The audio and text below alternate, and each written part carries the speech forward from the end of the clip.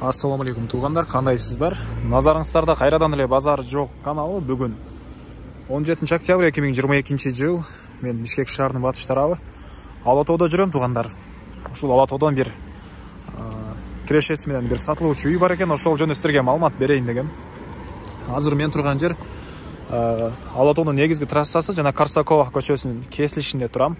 Сатылуучу үйүбүз ушул жерден бир аз эле түндүктү карай басып барып Димитрова көчөсүнө жеткенде Димитрова 125-даректе жайгашкан туугандар. Анан бул жерге чейин көптөгөн маршруткалар, 42-чи автобус, 173-чү маршрутка, 220-чы маршрут жана башка көптөгөн маршруткалар келет. Жана ошондой эле сиздер Бишкек шаарынын бурч-бурчуна көптөгөн маршруткалар менен ушул жерден бара аласыздар.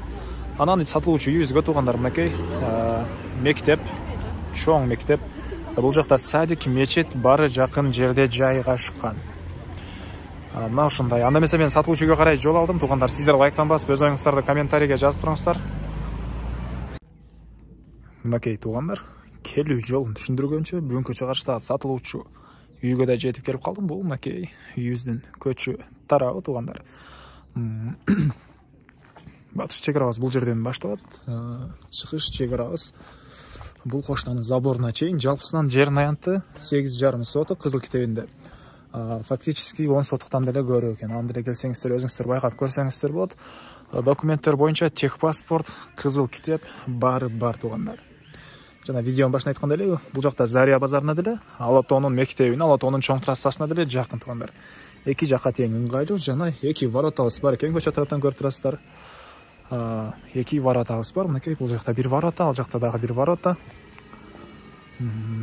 Мектеп жакын жерде, садиктер, гос садиктери, частный садиктерде жакын жерлерде толтура бар дейт үй ээси. Андан ары эми короосуна кирип калган маалыматтарды берейин туугандар. Мынакей бул короосунун көрүнүшү. Бул жакта 250 квадрат метр, 260 квадрат метр болгон чоң үйүбүз. Мынакей стенасы кирпич, сейсмопояс, колонналары куюлган. Анан биринчи этаж менен экинчи этаждын ортосуна плита ташталыптыр туугандар. Плита монолит экен туугандар, кечиресиздер. Монолит. Андан ары подвал бар туугандар. Подвал деле ушул бөлмөлөр сыяктуу жилой кылсаңыздар деле болот туугандар. Мына ушундай азыр. Анан бул үйүздөн тышкары бул жакта узун турасы 44 болгон квартиранттар үчүн салынган үйлөр. Азыр видеонун жүрүшүндө алар деле бир чекенден көргөзсөм. Мынакей бул чоң үйүбүздүн чыгыш тарабы туугандар. Терезелери коюлган, электропроводдору тартылган, канализациянын турбалары баары тартылган. Бир гана ички тарабыны шпаклевка, анан мына ошол отделкасын бүтүрүү керек туугандар. Мына ушундай үйүздү тегеренте көргөзөйүн.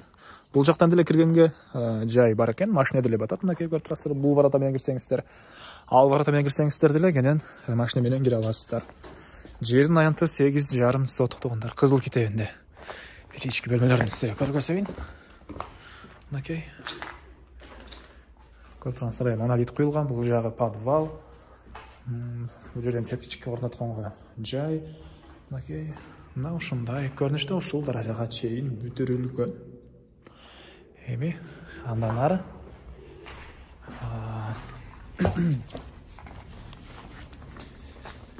тарабын көргөзөйүн. Тоонда жана айткандай эле мектепке жакын. Бул жерде Ала тоонун мектебине жакын. Зария базарына деле анча деле алыс эмес. Суу, свет бар экен туугандар. Суу, свет бар экен, газ, природный газ бар, бирок киргизип алуу керек. Мынакей бул үйүбүздүн арты тарабы жана квартиранттар үчүн салынган үй. Бул жакта склад, төрүндө тапчан жана чоң контейнер бар. Ал контейнер деле калат, ички тарабы склад катары колдонулат экен азыркы учурда. Ал бул үйүбүздүн түндүк тараптан көрүнүшү. Мынакей үйүбүздүн түндүк тараптан көрүнүшү туугандар. Мына ушундай. Эми бул квартиралар жөнүндө айтсак, 3 квартирант киргизе аласыздар туугандар. Ички бөлмөлөр деле чоң экен. Азыр бирөөсүнүн ички тарабына кирип сиздерге көргөзөм. Мынакей негизи кирүүчү эшиги көрүп турсаңыздар, темир эшик орнотулган, стеналары кирпич, тышкы тараптан утеплять этилген. Анан бул жакта склад. навесин отынкана сыяктуу жай экен, тапчан жана чоң могу контейнер ички тарабы склад катары колдонулат. Бул контейнерде эле калат туугандар. Анан бул квартиралардын эң түндүктөрүндө баня бар экен туугандар. Ванна бар, баары ички тарабында бар. Окей, анан үйүбүздүн батыш түндүктөрүндө үйдүн тышкы тарабындагы ажатканага чейин мондай стяжка куюлган туугандар. Алда тарабында көрүп турганыңыздардай черешня, алма жана башка бактар бар. Мына ушундай туугандар. Бул жактан 3 квартирантан сиздер ай сайын жакшы эле киреше алсаңыздар деле болот. Андан ары сиздерге ушулардын бирөөсүнүн ички тарабын көргөзө кетейин. Андан ары так киргенде бул жакта бир мындай чакан бөлмө. Бул жер мынакей кухня катары колдонулат туугандар. Ички тараптан ракайна орнотулуп, суу чыгарылып туруп, потолок кепса картон дуалдар, шпаклевка жана ар бир квартиранттын бөлмөсүнө өзүнө мондай котелдор орнотулган туугандар. Отоплениясынын ар бир бөлмөсүнүн өзүнүн котелдору бар экен. Окей. Анан ушул жерден сол тарапка кирсек бир бөлмө. Окей. Батыш тараптан терезе орнотулган. Анан түзөсөңүздөр бул жака дагы бир бөлмө. Квартиранттар үчүн салынган үй туугандар. Киребериште бир мондай кухня, бир бөлмө, 2 бөлмө. Үй ээсинен Аллах разы болсун. Баасына деле жакшы ошол элдердин карманына ылайыктуу эле баада квартиранттарга беришет экен туугандар. Деле эскерте кетейин, бирок точно айтпай эле коеюн. Кыскасы жакшы баада беришет экен. Ушундай шарттарды деле көрүп турасыздар. Ар бир квартирант үчүн өзүнчө котелдор, өзүнчө кухня, өзүнчө 2 бөлмө туугандар. Жашаганга деле ыңгайлуу, баасы деле жакшы экен. Андан ары эми короосуна чыгып калган маалыматтарды берейин. Мен Карелийдин короосундамын туугандар.